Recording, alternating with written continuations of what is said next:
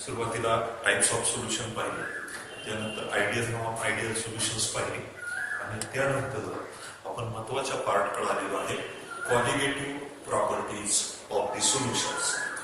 या qualitative properties सोल्युशनच्या पाहत असताना आपण कन्सिडर केले की सोल्युशन तयार करताना तो solute non electrolyte, non ionizable, non volatile अशा लिक्विडचं सोल्युशन तयार केलेलं आहे. आणि ही सोल्युशन्स या प्रॉपर्टीज शिकत असताना डायल्यूट सोल्युशन्स आहेत असं कन्सिडर केले. आपण क्वालिटेटिव्ह प्रॉपर्टीचा अर्थ पाहिलेला आहे की ज्या प्रॉपर्टीज सोल्यूटच्या नंबरवरती डिपेंड असतात पण सोल्यूटच्या नेचरवरती डिपेंड नसतात, अशा प्रॉपर्टीजला आपण क्वालिटेटिव्ह प्रॉपर्टीज असं म्हणतो. The properties of the solutions which depends upon number of the solute particles but not on the nature of the solute particles are called qualitative properties. या qualitative properties आपल्याला collectively शिकायच्या असतात. Qualitative याचा अर्थच collective आणि ह्या qualitative properties वरून आपणाला सोल्यूटचं मोलार मास डिटरमाइन करता येतं. त्या 4 क्वालिटेटिव्ह प्रॉपर्टीजची नावं तुम्हाला माहीत असली पाहिजेत. एक आहे लोअरिंग ऑफ वेपर प्रेशर, दुसरी प्रॉपर्टी आहे इलेव्हेशन इन बॉइलिंग पॉइंट, तिसरी प्रॉपर्टी आपण नाव पाहिलेलं आहे त्याचं डिप्रेशन इन फ्रीजिंग पॉइंट आणि चौथी प्रॉपर्टी आहे ऑस्मोटिक प्रेशर. या 4 प्रॉपर्टीपैकी पहिली प्रॉपर्टी आपण पाहिली लोअरिंग ऑफ वेपर प्रेशर. यामध्ये आपण असं पाहिलं की प्युअर सॉल्व्हंट याचं वेपर प्रेशर हे जास्त असतं. जर या प्युअर सॉल्व्हंटमध्ये आपण एखादा नॉन व्होलाटाईल सोल्यूट ऍड करून त्याचं सोल्युशन तयार केलं तर त्या सॉल्व्हंटचं वेपर प्रेशर प्युअर सॉल्व्हंटच्या वेपर प्रेशरपेक्षा डिक्रीज झालेलं दिसतं, लो झालेलं दिसतं. या क्वालिटेटिव्ह प्रॉपर्टीला लोअरिंग ऑफ वेपर प्रेशर असतो. आणि याची डेफिनेशन आपण अशी पाहिली, it is the difference between vapour pressure of the pure solvent and vapour pressure of the solvent in the solution is called lowering of vapour pressure. त्यानंतर आपण relative lowering of vapour pressure म्हणजे काय ते पाहिलं आणि त्यानंतर lowering of vapour pressure या qualitative properties आपण सोल्यूटचं मोलार मास कसे डिटरमाइन करतात हे पाहिले. यानंतर दुसरी क्वालिटेटिव्ह प्रॉपर्टी आहे बॉइलिंग पॉइंट इलेव्हेशन किंवा इलेव्हेशन इन बॉइलिंग पॉइंट. त्याच्या अगोदर आपल्याला बॉइलिंग पॉइंट याचा अर्थ पाहावा लागेल. Generally boiling point it is the temperature at which liquid converts into gaseous state. It is the constant temperature at which liquid is converted into gaseous state. याला आपण boiling point असं म्हणतो. Boiling पॉइंटची आपल्याला दुसरी डेफिनेशन लक्षात ठेवावी लागेल. It is the temperature at which vapor pressure of the liquid becomes equal to the external pressure. Vapor pressure of the liquid becomes equal to the external pressure. ज्या टेम्परेचरला दिलेल्या लिक्विडचं vapour pressure हे external pressure एवढं होतं तो त्या लिक्विडचा boiling point असतो. मग एखादं लिक्विड आपण ओपन कंटेनर मध्ये त्याचं बॉइलिंग चालू असेल तर एक्सटर्नल प्रेशर असतं ऍटमॉस्फिअरिक. एक्सटर्नल प्रेशर असतं ऍटमॉस्फिअरिक प्रेशर.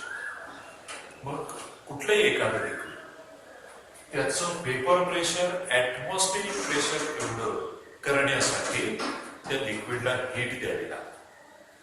हीट दिल्यानंतर त्याचं वेपर प्रेशर हे एक वेळ अशी येईल की त्याचं वेपर प्रेशर हे ऍटमॉस्फिअरिक प्रेशर एवढं होईल आणि ते लिक्विड बॉईल व्हायला लागेल. उदाहरण आपण पाणी हे 100 डिग्री सेल्सिअसला बॉईल होतं असं आपण म्हणतो.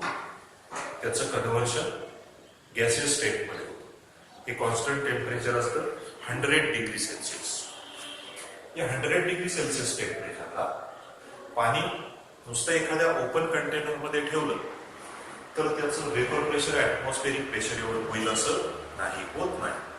पण पाण्याला जेव्हा आपण हीट देतो त्यावेळी त्या पाण्याचं टेम्परेचर वाढतं आणि 100 डिग्री सेल्सिअस टेम्परेचरला त्याचं वेपर प्रेशर हे ऍटमॉस्फेरिक प्रेशर एवढं होतं. म्हणून आपण म्हणतो 100 डिग्री सेल्सिअस हा वॉटरचा बॉइलिंग पॉइंट आहे. आय थिंक बॉइलिंग पॉइंट हा कन्सेप्ट तुम्हाला समजलेला असेल. एखाद्या सॉल्व्हंटचा बॉइलिंग पॉइंट हा फिक्स असतो आपल्याला. पण त्या एखाद्या प्युअर सॉल्व्हंटमध्ये जर आपण नॉन व्होलाटाईल सोल्यूट डिझॉल्व केला तर अशा लिक्विडचा बॉइलिंग पॉइंट आपल्याला वाढलेला दिसतो. म्हणजे एक प्युअर लिक्विड आहे त्याचा बॉइलिंग पॉइंट ठराविक आहे, समजा तो आहे 50 डिग्री सेल्सिअस.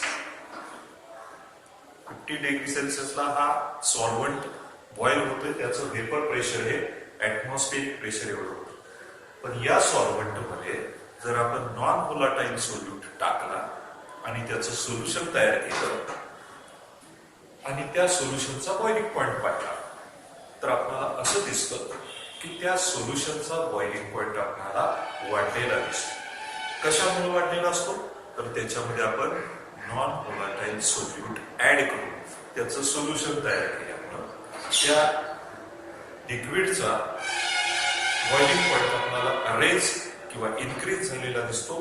इन्क्रीज होणं याला इलेव्हेट होणं असं म्हणायचं. इन्क्रीज होणं म्हणजे इलेव्हेट होणं.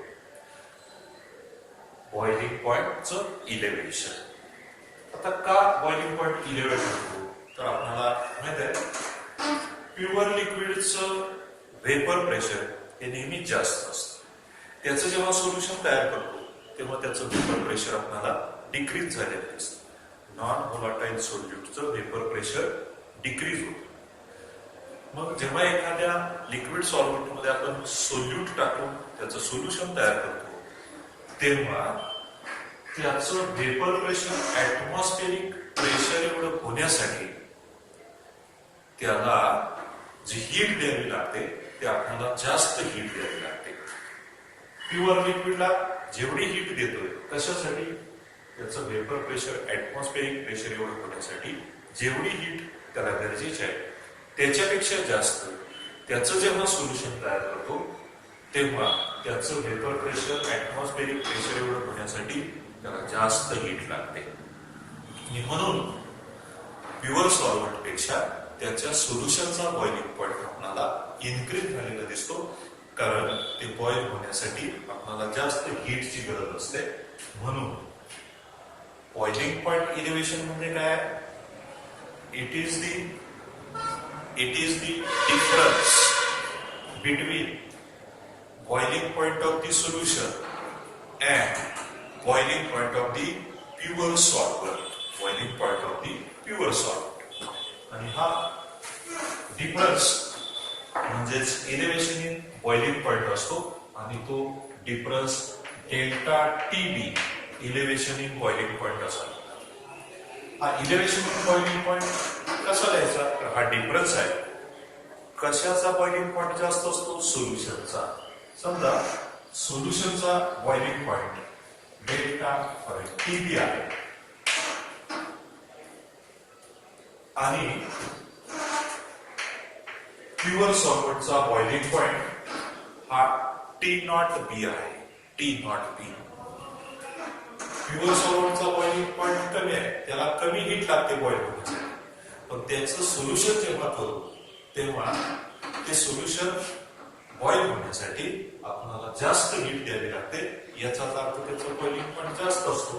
सोल्युशनचा बॉइलिंग पॉइंट जास्त आहे तर प्युअर सॉल्व्हंटचा बॉइलिंग पॉइंट कमी आहे. याच्यामधला डिफरन्स जो आहे त्याला म्हणायचं elevation in boiling point. It is the difference between boiling point of the solution and boiling point of the pure solvent. It is called elevation in boiling point.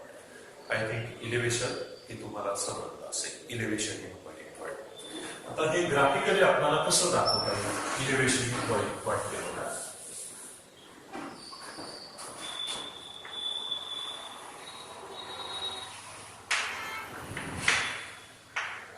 इथं आहे vapour pressure आणि इथं आहे या ऍक्सिस वरती temperature. यामध्ये हा graph काढलेला आहे. हा ग्राफ असा आहे. हा जो कर्व दिसतो वेपर प्रेशर कर्व आहे सॉल्व्हंटचा वेपर प्रेशर कर्व आणि हा आहे सोल्युशनचा वेपर प्रेशर. तर तुमच्या लक्षात येईल सॉल्व्हंटचा वेपर प्रेशर कर्व आणि सोल्युशनचा वेपर प्रेशर कर्व ऑब्झर्व केला तर तुम्हाला दिसेल सॉल्व्हंटचा वेपर प्रेशर कर्व हा नेहमी above the curve of solution आहे. कारण सॉल्व्हंटचं वेपर प्रेशर हे सोल्युशनच्या वेपर प्रेशर पेक्षा जास्त असतं. हे लोअरिंग ऑफ वेपर प्रेशर मध्ये आपण पाहिले. एखाद्या प्युअर सॉल्व्हंटचं वेपर प्रेशर हे मॅक्झिमम असतं. तर त्याच्यामध्ये सोल्यूट ऍड केला आणि त्याचं सोल्युशन तयार केलं तर त्याचं वेपर प्रेशर डिक्रीज झालेलं दिसतं, ज्याला आपण लोअरिंग ऑफ वेपर प्रेशर असं. म्हणून vapour pressure curve of solution it always lies below the vapour pressure curve of the solvent. Vapour pressure curve of the solvent. आता बघा, जेव्हा एखादा सॉल्व्हंट किंवा एखादं सोल्युशन आपल्याला बॉईल करायचं आहे आणि त्याच्या बॉइलिंग पॉइंटच्या वेळी त्याचं वेपर प्रेशर हे कशा एवढं होतंय ऍटमॉस्फेरिक प्रेशर एवढं होतंय. आपण टेम्परेचर इन्क्रीज करत नाही. टेम्परेचर इन्क्रीज केल्यामुळं त्याचं वेपर प्रेशर पण इन्क्रीज होत जाईल. टेम्परेचर जसं इन्क्रीज करू तसं त्या लिक्विडचं वेपर प्रेशर आपल्याला इन्क्रीज झालेलं दिसेल. आता हा प्युअर सॉल्व्हंट आहे, त्याच्या वेपर प्रेशरच्या बाबतीत जर आपण बघितलं तर प्युअर सॉल्व्हंट याचं वेपर प्रेशर टेम्परेचर बरोबर इन्क्रीज होईल आणि इथं 760 mm height of mercury pressure आहे. 760 mm हाईट ऑफ मर्क्युरी हे ऍटमॉस्फेरिक प्रेशर. जेव्हा टेम्परेचर आपण इन्क्रीज करत गेलो तेव्हा वेपर प्रेशर इन्क्रीज होत जाईल आणि या पॉइंटला suppose this is point C. At this point vapour pressure of this pure solvent or pure liquid it becomes equal to atmospheric pressure. At that temperature this liquid boils. Pure liquid या टेम्परेचरला boil झालेले दिसेल. आता बघा, त्या लिक्विडचं म्हणजे T0B किंवा T0B हा प्युअर सॉल्व्हंटचा बॉइलिंग पॉइंट असेल, ज्यावेळी त्याचं वेपर प्रेशर इन्क्रीज होत जाईल आणि ते ऍटमॉस्फेरिक प्रेशर एवढं होईल. ते टेम्परेचर मध्ये या सॉल्व्हंटचा बॉइलिंग पॉइंट असेल. जर आपण सोल्युशन त्याचं तयार केलं, त्याच्यामध्ये हाच प्युअर सॉल्व्हंट घेतला आणि त्याच्यामध्ये आपण नॉन व्होलाटाईल सोल्यूट ऍड करून त्याचं सोल्युशन तयार केलं. आता सोल्युशनचा बॉइलिंग पॉइंट आपल्याला पाहायचा आहे. आपण त्या सोल्युशनचं टेम्परेचर इन्क्रीज करत गेलो. टेम्परेचर इन्क्रीज केल्यामुळे त्या सोल्युशनचंही वेपर प्रेशर आपल्याला इन्क्रीज झालेलं दिसेल. वेपर प्रेशर इन्क्रीज होईल आणि ऍट पॉइंट डी त्या सोल्युशनचं वेपर प्रेशर हे ऍटमॉस्फेरिक प्रेशर एवढं होईल. ते सोल्युशन बॉईल होण्यासाठी जेवढं टेम्परेचर आपण प्युअर सॉल्व्हंटला दिलंय त्याच्यापेक्षा टेम्परेचर आपल्याला वाढवावं लागेल आणि म्हणून आपल्याला असं दिसेल की या टेम्परेचरला पॉइंट डी ला ते सोल्युशन बॉईल व्हायला लागेल. त्याचं वेपर प्रेशर ऍटमॉस्फेरिक प्रेशर एवढं होईल आणि ते टेम्परेचर म्हणजे काय असेल TB, that is boiling point of the solution. मग इथं तुमच्या लक्षात येईल की प्युअर सॉल्व्हंट बॉइल होण्यासाठी इथून एवढं टेम्परेचर इन्क्रीज करावं लागतंय आणि मग त्याचं वेपर प्रेशर ऍटमॉस्फेरिक प्रेशर एवढं होत आहे. पण त्याचं सोल्युशन तयार केलं तर त्या सोल्युशनला आपल्याला एवढी हीट पुरवावी लागते, याच्यापेक्षा जास्त टेम्परेचर आपल्याला एवढं याच्यापेक्षा जास्त द्यावं लागते, तेव्हा त्याचं वेपर प्रेशर ऍटमॉस्फेरिक प्रेशर एवढं होत आहे. म्हणजे बॉइलिंग पॉइंट हा जो सोल्युशनचा आहे तो प्युअर सॉल्व्हंट पेक्षा जास्त दिसतो आणि हा जो डिफरन्स आहे हा डिफरन्स टेम्परेचर मधला त्याला म्हणायचं elevation in boiling point. Boiling point of the solution, that is boiling point of the solution minus boiling point of the pure solvent, हा डिफरन्स आहे, त्याला इलेव्हेशन इन बॉइलिंग पॉइंट असं म्हणतात.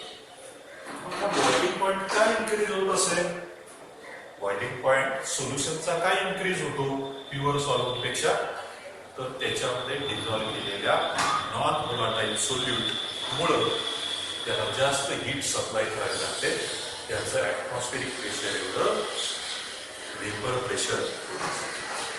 दिस is the boiling point elevation. विद्यार्थी,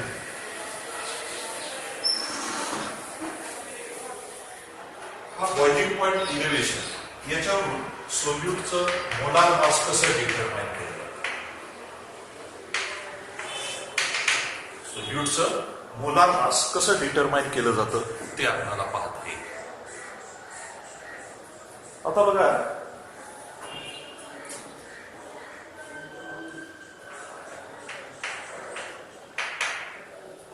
elevation in boiling point. Elevation in boiling point, it is proportional to the molality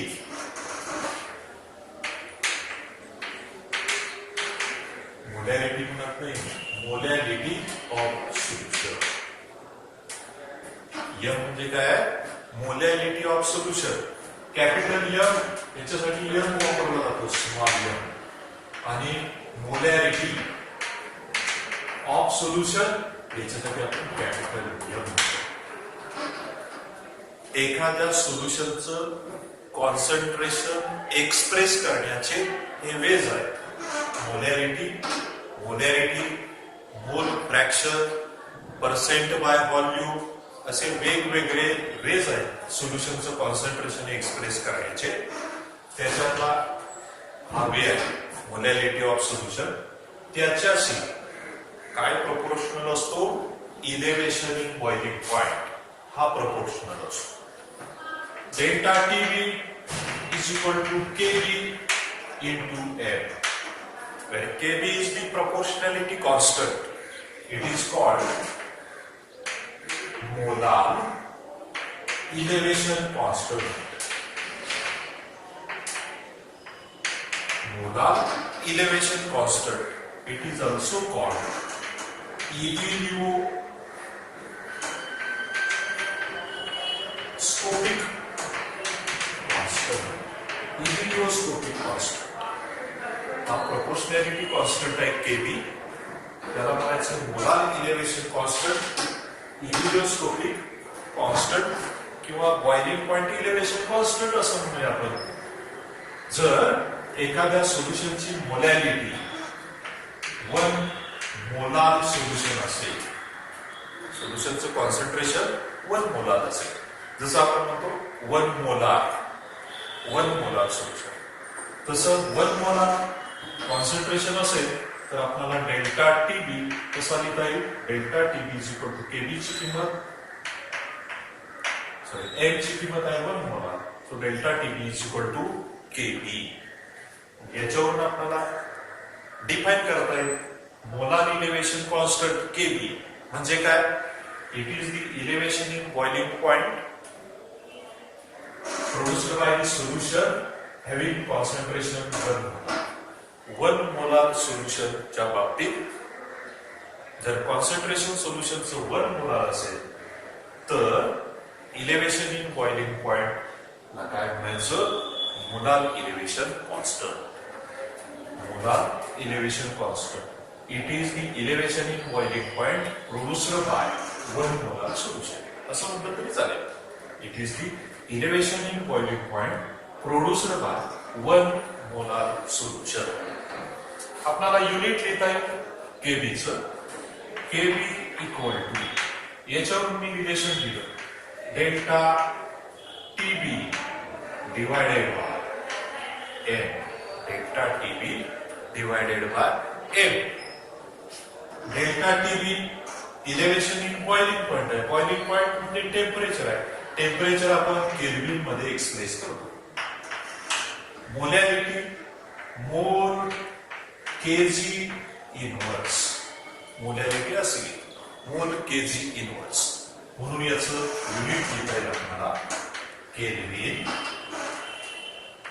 mole inverse KG. Kelvin mole inverse KG. मोल वरती आलं mole inverse झालं, KG inverse वरती आलं तर केजी झालं. हे युनिट कशाचं होईल, मोलार इलेव्हेशन कॉन्स्टंटचं युनिट. मोलार इलेव्हेशन कॉन्स्टंट तुमच्या लक्षात आलं असेल. Elevation in boiling point it is directly proportional to molarity of the solution. आता इथं तुम्हाला असं दिसेल delta TB equal to KB into M. आता समजा सोल्युशन असं आहे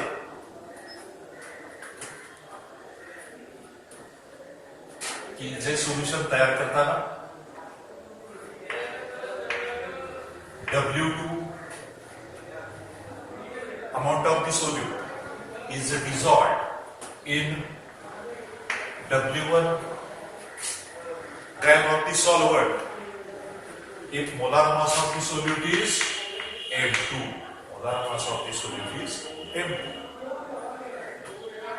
W2 mass चा solute की ज्याचं मोलार मास M2 आहे असा solute W1 gram of the solvent मध्ये डिझॉल्व्ह केलेला आहे आणि त्याचं सोल्युशन तयार केलं.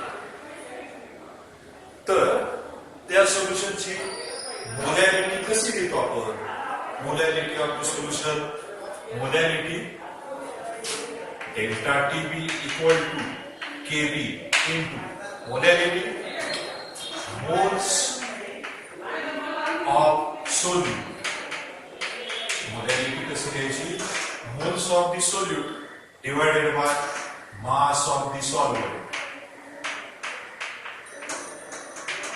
In KG. फॉर्म्युला कसा आहे मोलॅरिटीचा, moles of the solute divided by mass of the solvent in KG. Moles of the solute कसे लिहायचे, moles of the solute moles असं लिहिलं N2, moles of the solute N2, moles of the solvent N1. सोल्यूटचे moles कसे लिहायचे, तर mass of the solute divided by its molar mass. Lowering of vapour pressure पाहताना आपण हे लिहिलेलं आहे नंबर ऑफ मोल्स. सोल्यूटचं मास आहे W2, त्याचं मोलार मास आहे N2. म्हणजे आपल्याला मोल्स ऑफ द सोल्यूट मिळाले. आपण सॉल्व्हंट किती घेतलेला आहे, एवढ्या ग्रॅमचा सॉल्व्हंट घेतला. W1 gram of the solvent. आपल्याला केजी मध्ये त्या सॉल्व्हंटचं वेट लिहिता येईल 1000 gram corresponds to 1 kg. 1000 gram म्हणजे 1 kg. 1 W1 gram corresponds to how much kg. असं रिलेशन तयार करता येईल. क्रॉस मल्टिप्लिकेशन केलं W1 gram into 1 kg divided by this 1000 gram. 1000 gram. This gram will get cancelled. W1 upon 1000 kg म्हणजे W1 gram solvent म्हणजेच W1 upon 1000 kg solvent. W1 upon 1000 kg solvent ची किंमत मी तरी delta TB equal to KB into moles of the solvent इथं आहे W2 divided by M2 moles of the solvent. Mass of the solvent in kg W1 upon W1 upon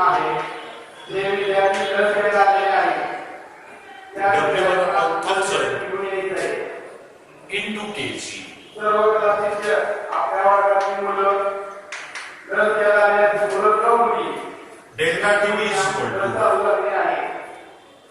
Delta TB is equal to we can write here W2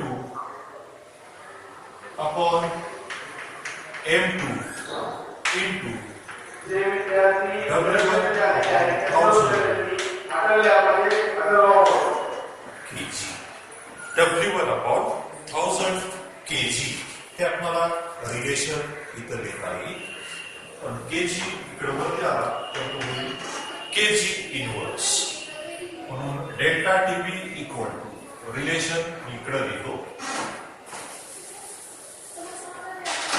delta TB equal to W2 into W1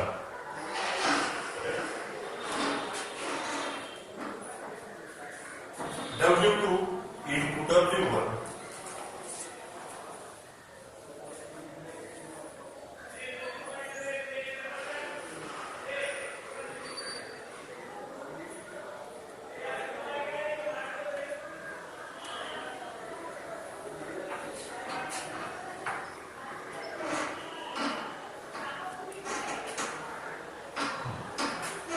इथं लिहिता येईल. इथं change करतो W2 upon M2 into 1000 upon W1 kg inverse. kg inverse असं relation तयार झालं. Delta TB is equal to W2 into 1000 divided by M2 into W1 kg inverse. M2 मी इकडे घेतला M2 equal to W2 into 1000 divided by delta TB हा इकडे घेतला delta TB into W1 kg inverse. M2 it is the molar mass of the solute. आपल्याला या सगळ्या values माहित असतील. W2 माहित आहे, W1 माहित आहे, डेल्टा TB आपण मेजर केला तर आपल्याला याच्यावरून M2 डिटरमाइन करता येईल. M2 डिटरमाइन करता येईल. म्हणून बॉइलिंग पॉइंट इलेव्हेशन म्हणून आपल्याला दिलेल्या सॉल्व्हेंटचं मोलार मास आपण मोलार मास डिटरमाइन करू शकतो. ते कसं ते या पद्धतीने आपण पाहिलेलं आहे. As delta TB it depends upon number of moles of the solute. So elevation in boiling point it is also a colligative property. त्याअर्थी elevation in boiling point हा number of moles of the solute वरती depend असतो.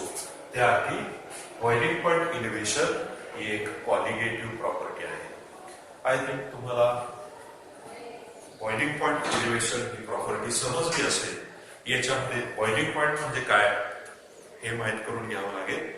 Elevation in boiling point म्हणजे काय ते मला लक्षात ठेवावं लागेल. ग्राफिकली तो समजून घ्यावा लागेल.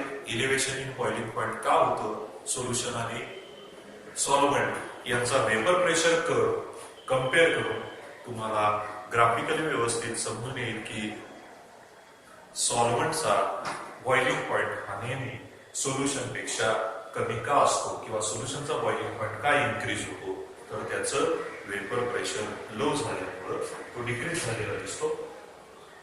त्या इलेव्हेशन इन बॉइलिंग पॉइंट वरून तो इलेव्हेशन इन बॉइलिंग पॉइंट मोलॅरिटीशी कसा प्रपोर्शनल आहे त्याच्यावरून इब्युलोस्कोपिक कॉन्स्टंट किंवा मोलार इलेव्हेशन कॉन्स्टंट म्हणजे काय आणि या बॉइलिंग पॉइंट इलेव्हेशनवरून आपणाला